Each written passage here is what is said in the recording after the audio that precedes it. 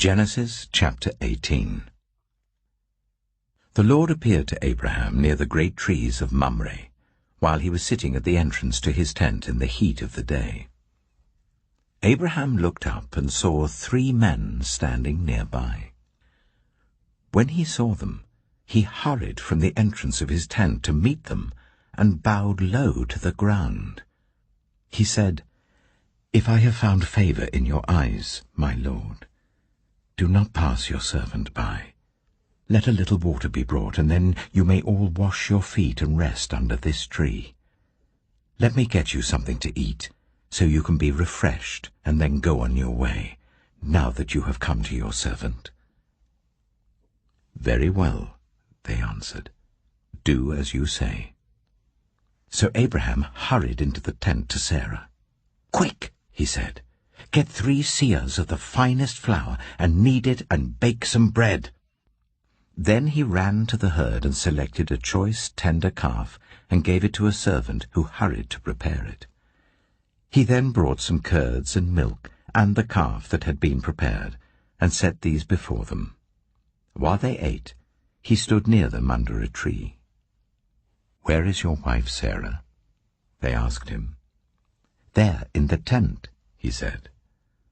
Then one of them said, "I will surely return to you about this time next year, and Sarah, your wife, will have a son."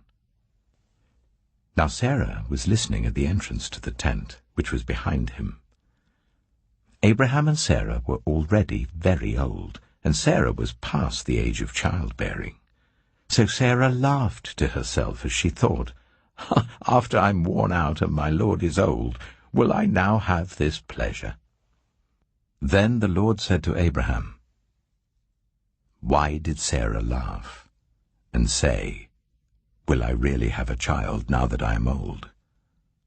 Is anything too hard for the Lord? I will return to you at the appointed time next year, and Sarah will have a son."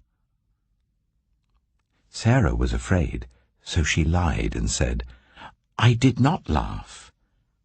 But he said, "Yes, you did laugh." When the men got up to leave, they looked down toward Sodom, and Abraham walked along with them to see them on their way. Then the Lord said, "Shall I hide from Abraham what I am about to do? Abraham will surely become a great and powerful nation, and all nations on earth will be blessed through him, for I have chosen him so that he will direct his children and his household after him, to keep the way of the Lord by doing what is right and just, so that the Lord will bring about for Abraham what he has promised him." Then the Lord said, "The outcry against Sodom and Gomorrah is so great, and their sin so grievous, that I will go down and see if what they have done is as bad as the outcry that has reached me. If not, I will know." The men turned away and went toward Sodom, but Abraham remained standing before the Lord. Then Abraham approached him and said, "Will you sweep away the righteous with the wicked? What if there are 50 righteous people in the city? Will you really sweep it away and not spare the place for the sake of the 50 righteous people in it? Far be it from you to do such a thing, to kill the righteous with the wicked, treating the righteous and the wicked alike. Far be it from you. Will not the judge of all the earth do right?" The Lord said, "If I find 50 righteous people in the city of Sodom, I will spare the whole place for their sake." Then Abraham spoke up again, "Now that I have been so bold as to speak to the Lord, though I am nothing but dust and ashes, what if the number of the righteous is 5 less than 50? Will you destroy the whole city for lack of 5 people?" "If I find 45 there," he said, "I will not destroy it." Once again he spoke to him, "What if only 40 are found there?" He said, "For the sake of 40 I will not do it." Then he said, "May the Lord not be angry, but let me speak. What if only 30 can be found there?" He answered, I will not do it if I find 30 there.